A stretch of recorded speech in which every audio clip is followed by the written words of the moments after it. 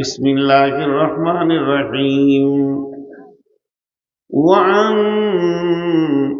حذيفة أسيد الغفاري رضي الله تعالى عنه قال: نحن نذكر فأتى النبي صلى الله عليه وسلم ما تذكرون؟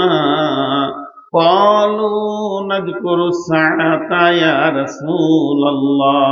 فقال رسول الله صلى الله عليه وسلم: فإنه لن تقوم حتى تروها عشرة آيات।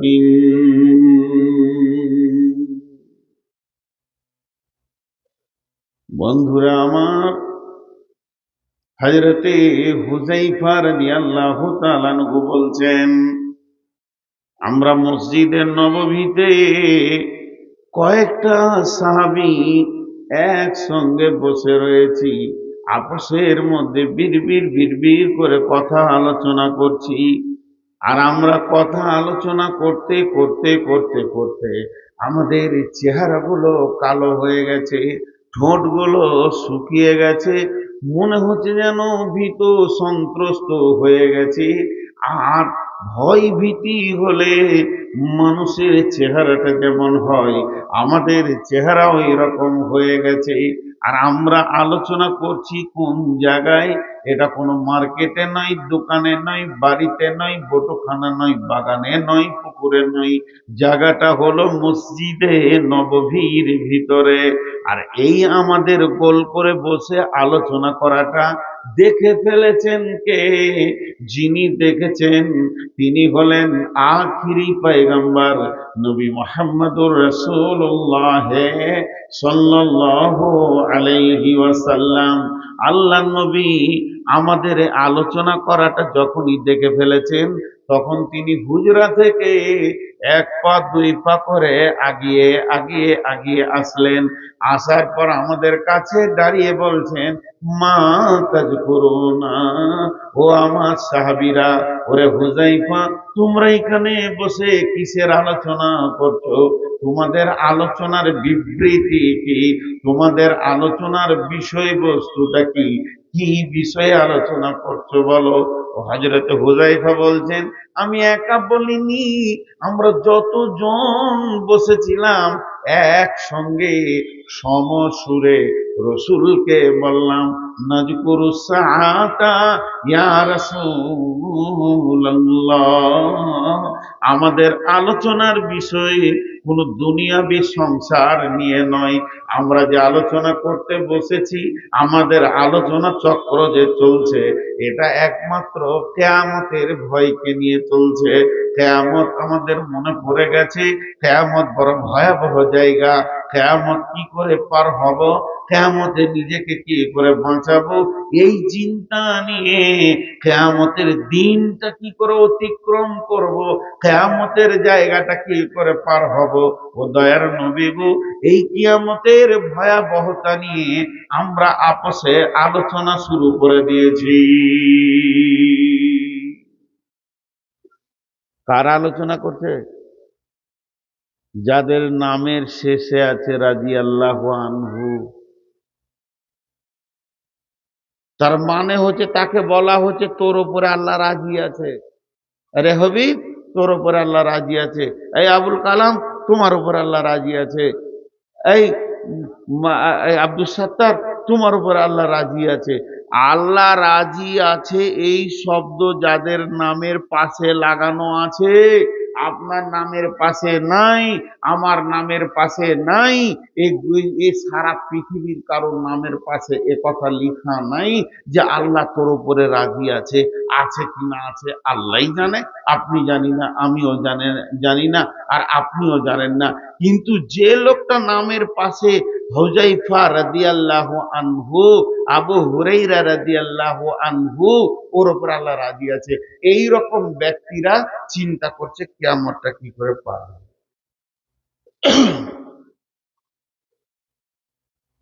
রাত্রি 1টার সময় যদি গাড়ি ছাড়া হয়,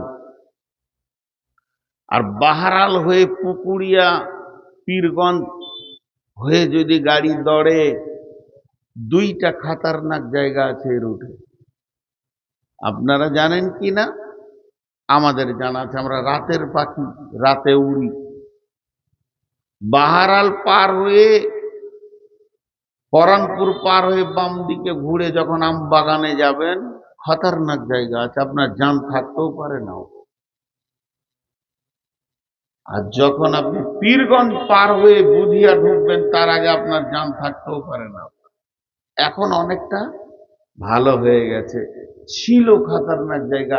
এখন যদি আপনার কাছে 10 লাখ টাকা থাকে আর বোলেরোতে যদি আপনি চড়েলেন, তা খালি মনে হয় যে এখানটা পার হব কি করে।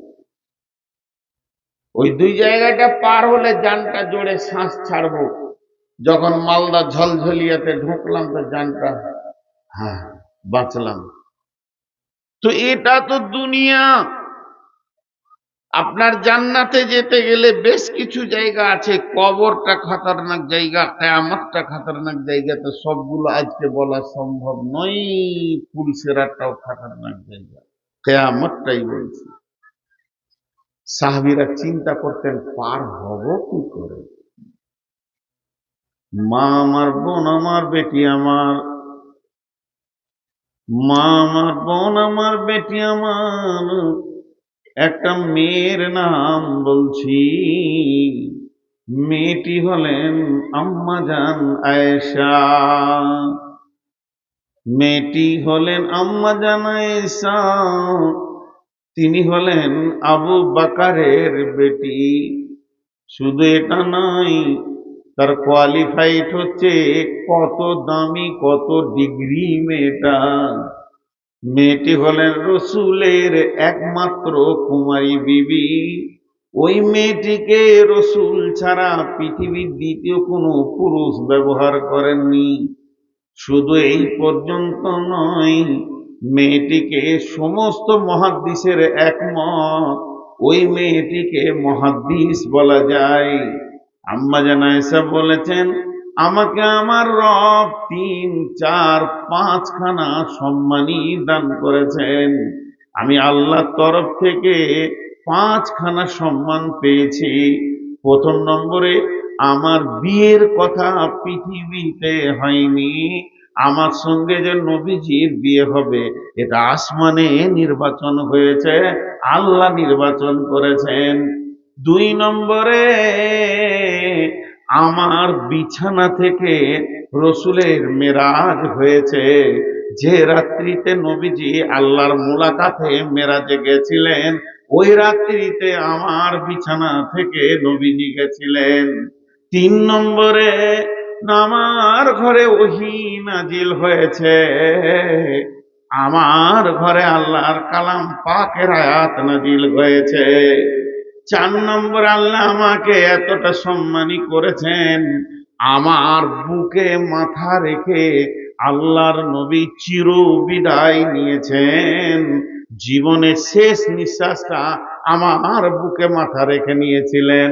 ওয়ান আয়েশা রাদিয়াল্লাহু তাআলা আনহা ওয়াহিয়া বিল মাউতি ইন্নাহু কাদাহুন ফিহি মাহুন সুম্মা ইয়াদখালহু ইয়াদাহু সুম্মা ইয়ামসাহু উজুহাহু সুম্মা ইয়াকুলু আইন্নি আলা মুনকারাতিল মউত সাকারাতিল মউত সিদ্দাতিল মউত দামারাতিল মউত। আম্মা জান আয়েশা বলেন, বিশ্বনবী আমার বুকে মাথা দিয়ে রয়েছেন আর মার্জে মউতে কলকল করে ঘেমে যাচ্ছেন। পাশে একটা পেয়ালা রয়েছে, ইন্নাহু কাদাহুন ফিহি মাউন, সেই পেয়ালাতে পানি রয়েছে।